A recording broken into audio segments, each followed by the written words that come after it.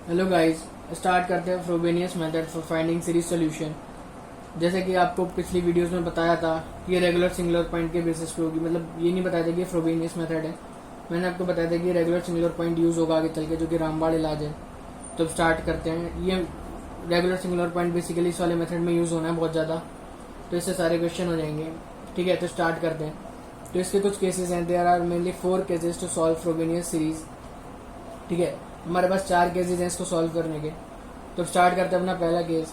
When individual roots are having fractional difference. जब हमारे individual roots में फ्रैक्शनल डिफरेंस होगा तो हमारी स्टेटमेंट क्या होगी, इक्वेशन क्या होगी, y equal to c1y_m1 plus c2y_m2।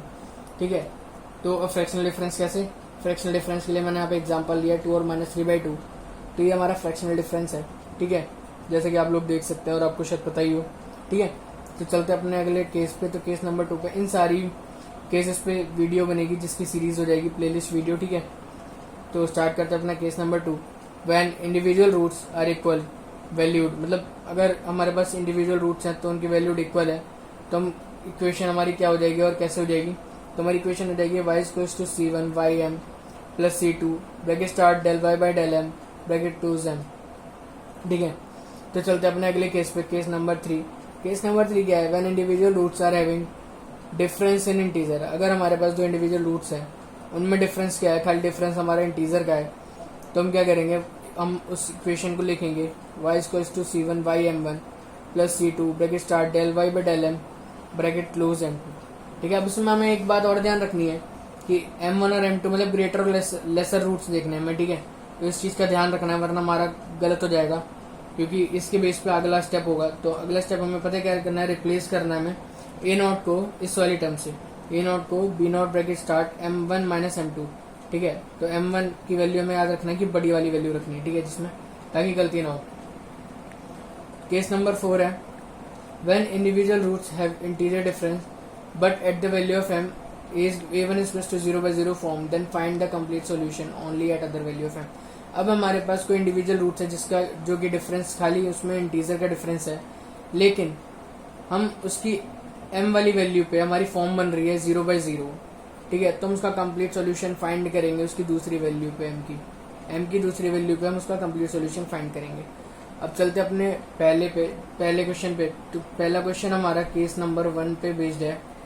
पहला क्वेश्चन हमारा केस नंबर 1 पे बेस्ड है। पहला क्वेश्चन क्या है, 2x bracket start 1 minus x y double dash plus 5 minus 7x y dash minus 3y equals to 0। अब मैंने आपको बताया था differential equation of second order में बार बार बताया कि हमें एक तो मेन क्या करना है, स्टैंडर्ड फॉर्म याद रखनी है।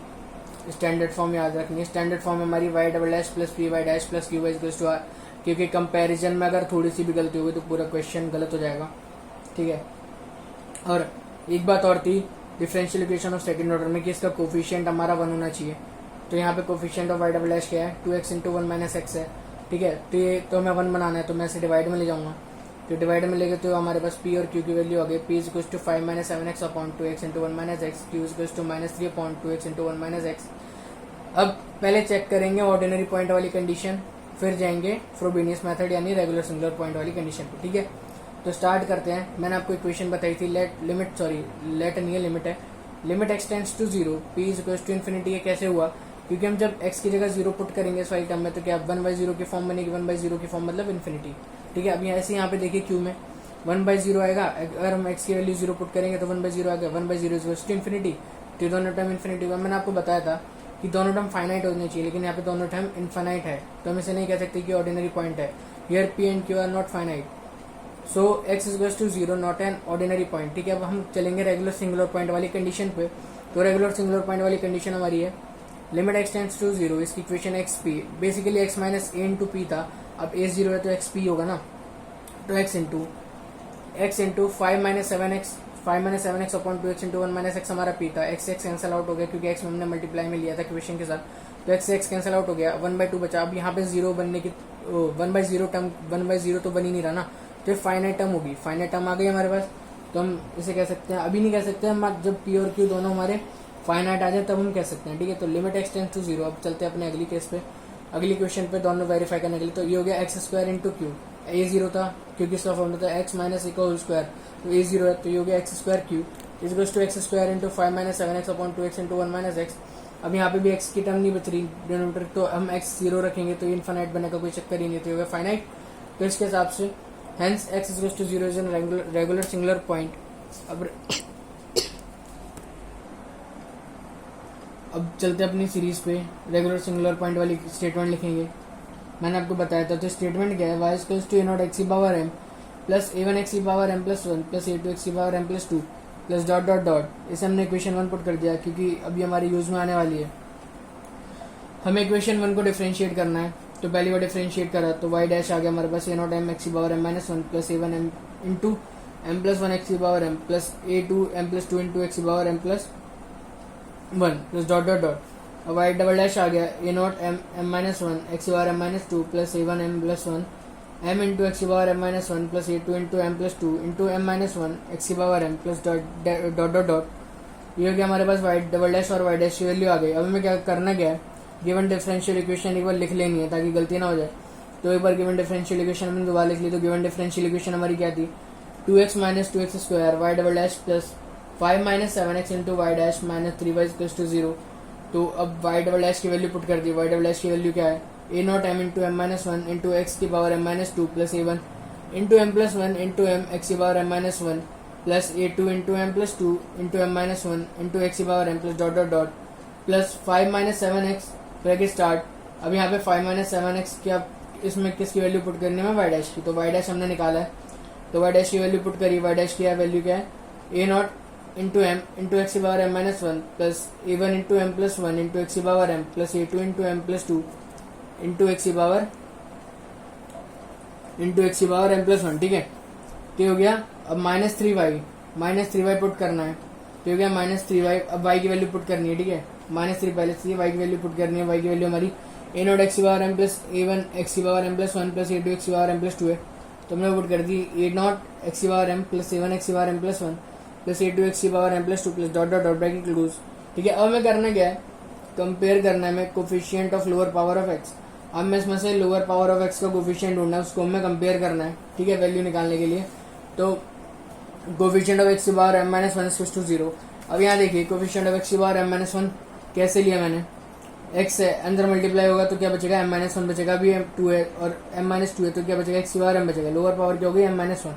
ठीक है, अब यहाँ पे भी देखिए तो क्या m माइनस 1 लोएस्ट पावर क्या है m माइनस 1। अब ये मल्टीप्लाई होगा यहाँ पे तो क्या होगा m बन जाएगा ना, तो एक पावर हायर होगी। अब यहाँ पे लोएस्ट पावर क्या है, x की पावर m। तो ठीक है, इसके हिसाब से हम निकालेंगे कोफिशिएंट कंपेयर करके। तो अब ये हो गया हमारे पास कोफिशिएंट क्या आ गया, 2a0 into m into m minus 1 plus 5a0 m equals to 0। हमने इसके रूट्स निकाल लिए, कंपेयर मतलब m की वैल्यू निकाल ली। ठीक है, m1 और m2 निकाल लिए, तो m की वैल्यू आ गई हमारी 0 और दूसरा m आ गया हमारा माइनस 3/2। तो मैंने इसे m1 इक्वल्स टू 0 रख दिया, m2 इक्वल्स टू माइनस 3/2 रख दिया। अब मैंने आपको बताया था केस नंबर 1 में क्या था कि हमारे पास रूट्स जो होने चाहिए वो फ्रैक्शनल डिफरेंस होने चाहिए। ठीक है, तो ये कैसा रूट्स है, फ्रैक्शनल डिफरेंस वाले रूट्स है ना। तो फ्रैक्शनल रूट्स के डिफरेंस में हम क्या लगाएंगे, इक्वेशन क्या कंडीशन, तो y equals to c1 y_m1 plus c2 y_m2। इसके लिए मैंने लिख दी कंडीशन ये वाली, क्योंकि रूल केस नंबर 1 हमारा यही कहता है। ठीक है, तो कोफिशिएंट ऑफ x की पावर m इक्वल्स टू 0।